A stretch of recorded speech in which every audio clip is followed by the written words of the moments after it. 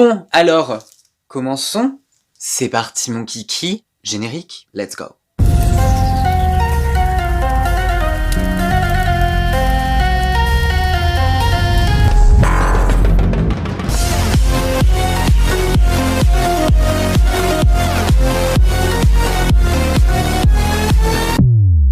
Eh ben dis donc, ça faisait longtemps qu'on s'était pas vu. Bah alors, j'espère que t'as pas cru que j'étais décédé, parce que ce n'était pas le cas. J'ai eu des péripéties et des aventures extraordinaires, mais c'est pas grave, me revoilà enfin. Waouh, je me trouve archi bonne aujourd'hui. Qu'est-ce qui s'est passé? Mes prières ont été entendues. Je reviens aujourd'hui bébé devant toi, déjà. J'espère que tu vas bien, hein. On perd les bonnes habitudes, en 2 mois de temps c'est horrible. Bah mets-moi un petit commentaire pour me dire comment tu te sens, si ça va bien avec ce beau temps. L'été arrive, on se sent renaître. Alors aujourd'hui, bon, on se retrouve pour une nouvelle vidéo. Tu l'as vu dans le titre. Aujourd'hui on s'attaque à la partie 2 de ma vidéo que j'avais fait sur Marie-Antoinette. Si tu l'as pas encore vue, eh ben, je te mets la partie 1 juste là quelque part. Bien évidemment, dans cette vidéo, tu te doutes bien, je ne vais pas m'étaler sur sa personnalité et les moments iconiques qu'elle a vécu à Versailles. Ce sera une vidéo un peu plus politique, mais je trouvais hyper intéressant de faire cette vidéo parce que c'est important, je pense, de savoir ce qui l'a amené à la décapitation.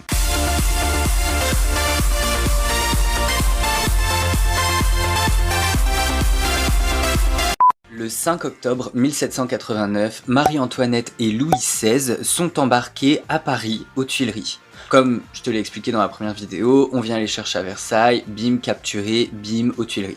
Ok ?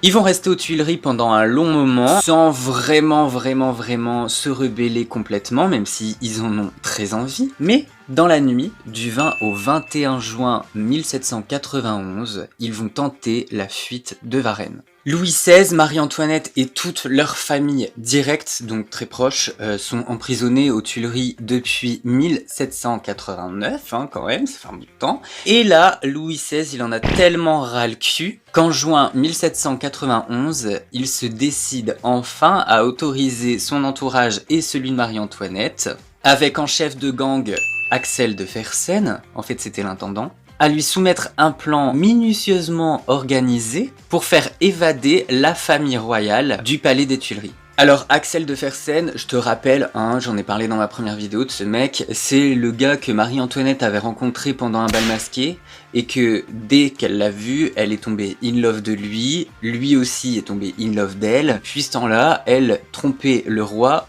avec Axel. Tu vois un peu le bail. Alors vas-y, let's go, je t'explique en gros le plan. Alors en fait le plan consistait à faire croire à un enlèvement pour les gardes des Tuileries. Il fallait qu'ils croient que Marie-Antoinette et Louis XVI s'étaient fait enlever. Sauf que ils ont une autre idée bien plus originale pour le trajet au cas où le carrosse se serait fait arrêter. Et leur idée était en fait de se faire passer pour l'équipage de la baronne de Korff, qui était en fait une veuve d'un colonel russe, qui se rendait à Francfort avec 2 enfants, une femme et un valet de chambre. Ils avaient même commandé exprès pour ce plan une berline, pour que ça passe un peu inaperçu, tu vois. Bon alors tu te doutes bien qu'il y a une grosse couille dans le potage.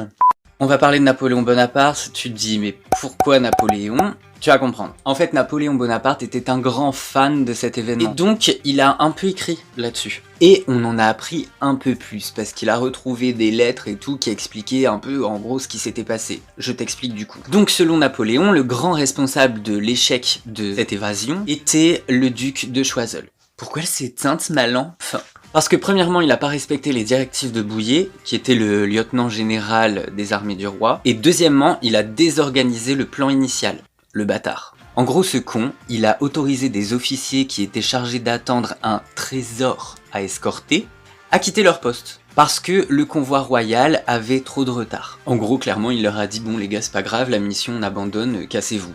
Mais il leur a pas dit directement. Il a chargé le coiffeur de la reine, Léonard, de cette mission. Donc il a confié ses instructions à Léonard, et Léonard les a appliquées avec beaucoup trop de zèle. Et donc ça a foutu un bordel total, plus personne savait ce qu'il devait faire et tout machin, enfin... Waouh! Sans ce bordel, toujours selon les mots de Napoléon, la face du monde aurait été changée.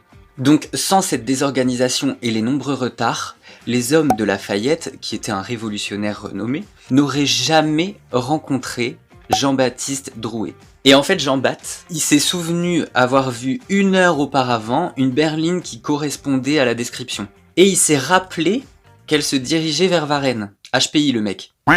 Alors Jean-Baptiste et un habitant ont foncé à la poursuite du convoi et ils ont emprunté un raccourci. Et grâce à ça, ou à cause de ça, ils sont arrivés avant la berline. Et de là, ils ont réussi à convaincre les autorités locales de faire un contrôle des passeports. Donc le roi, Marie-Antoinette et toute la MIF sont restés bloqués une bonne partie de la nuit sur la route. Et à minuit et demi, on fait venir un juge qui a vécu assez longtemps à Versailles pour qu'il identifie le roi. Et donc le mec arrive, et là il reconnaît tout de suite Louis XVI. Ben c'est la merde, ça pue du cul clairement pour eux. Petit bond dans le temps. Le 25 juin 1791 à 22 h. La voiture royale arrive aux Tuileries, et là la foule pète clairement les plombs. Marie-Antoinette manque de se faire massacrer par les gilets jaunes du 18e, mais par chance elle est sauvée in extremis. Mais du coup, cette tentative de fuite vers Varennes va sceller le destin de la famille royale. Louis XVI va quand même se rallier à la Constitution et faire serment de fidélité le 14 septembre, mais malheureusement cette évasion était une preuve flagrante de trahison.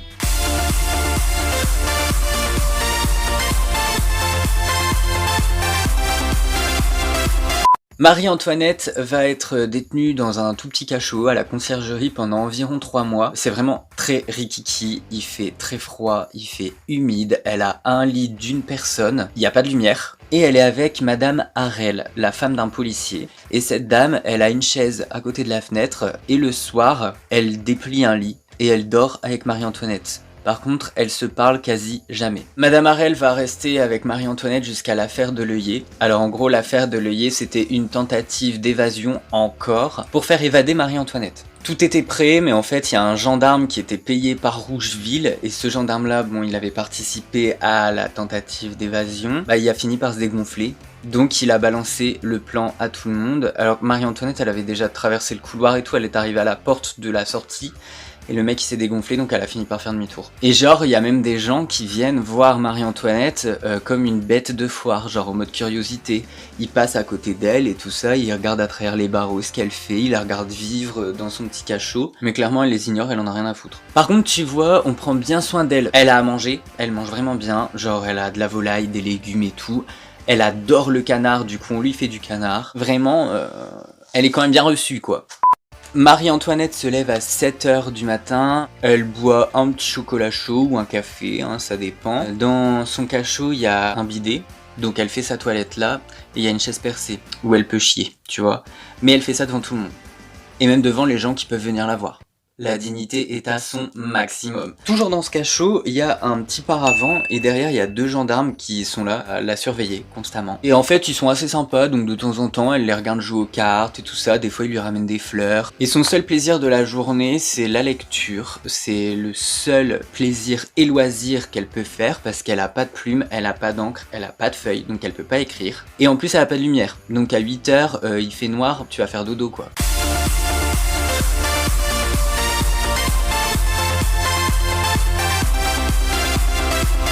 Le matin du 14 octobre 1793, il y a énormément de monde dans le tribunal. Elle va rester pendant toute l'audience extrêmement calme et extrêmement digne. Et même dans ses réponses, c'est une bad bitch. Du style, à un moment on lui demande « Pourquoi vous vouliez monter sur le trône ?» Et elle a répondu « Pourquoi vouliez-vous que j'y monte ? On y était déjà. » Ok girl.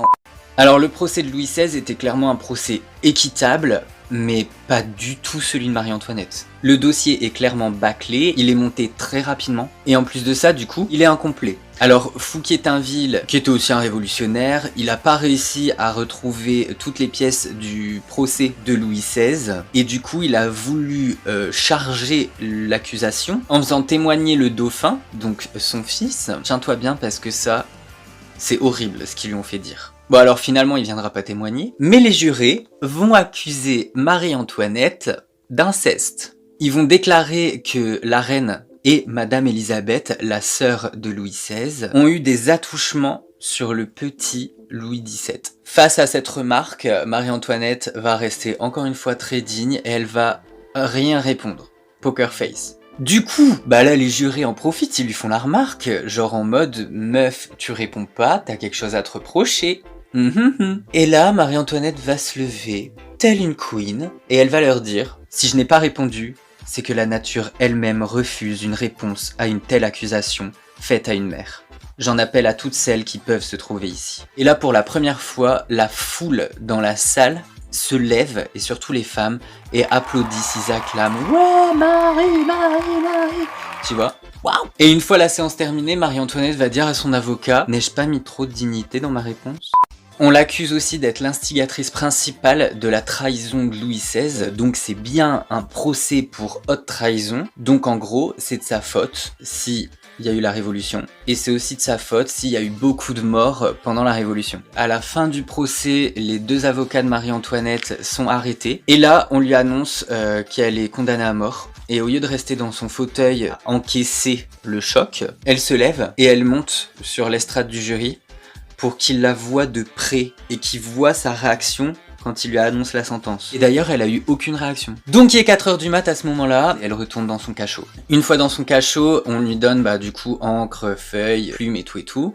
Et là, elle va écrire une lettre à Madame Elisabeth, donc la sœur de Louis XVI, qu'on appelle la dernière lettre ou le testament de Marie-Antoinette. Malheureusement, Madame Elisabeth ne recevra jamais cette lettre. Elle lui avait écrit 4 pages pour lui dire qu'elle était innocente et aussi sûrement à Dieu. J'ai lu la lettre, elle est horrible, et dedans elle parle beaucoup de ses enfants en disant ça lui déchire le cœur de les abandonner, qu'elle espère qu'un jour ils se retrouveront tous autour d'une table pour parler du bon vieux temps, se souvenir d'elle. Après ça, après avoir écrit la lettre, elle est tellement épuisée parce qu'elle a 20 heures de procès dans la gueule qu'elle s'endort et elle se réveille à 7 h le lendemain. Et là donc quelqu'un vient la voir, on lui lit sa sentence, on lui coupe les cheveux, on échancre sa chemise pour la lame, qu'elle soit pas bloquée.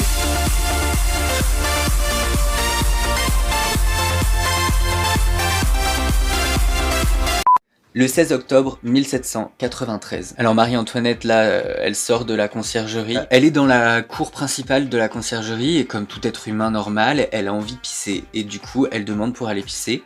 Donc elle va s'accroupir dans un coin devant tout le monde et puis elle pisse. Et en plus dans la cour à ce moment-là il n'y a que des hommes. Ensuite elle monte les marches où l'attend une charrette à fumier pour l'humilier au maximum. Alors que le roi lui est parti en carrosse. Mais encore une fois elle garde toute la dignité possible et imaginable qu'on peut avoir à ce moment d'une vie. Le peuple est heureux et il regarde partir cette femme qui a 38 ans et qui en fait déjà 60. Alors bien avant son procès, elle savait déjà qu'elle était condamnée. Donc je pense que c'est en partie aussi pour ça qu'elle a gardé toute sa dignité, parce qu'elle savait très bien qu'elle allait mourir, peu importe l'issue du procès, parce qu'en fait, elle avait un cancer de l'utérus, et donc il lui restait 3 mois maximum à vivre. Alors du coup, la petite charrette à fumier la traverse toute la place, et Marie-Antoinette monte sur l'échafaud, toujours avec dignité. Et selon des historiens, elle aurait marché sur le pied de son bourreau, en montant les marches, tu vois, elle lui aurait demandé pardon. Et ce sont du coup ses derniers mots. Chateaubriand dira « Le premier crime de la Révolution fut la mort du roi, mais le plus affreux fut la mort de la reine. » Wouh! Et ben voilà bébé, cette vidéo est terminée. J'espère que t'as appris un peu plus sur la mort de Marie-Antoinette, enfin sur sa mort, sur son procès en fait, sur l'aspect politique. Si c'est pas encore fait, n'hésite pas à t'abonner en cliquant juste ici. Et là, tu trouveras ma dernière vidéo. Allez, moi je te fais des bisous sur ta schneck, à très bientôt, salut!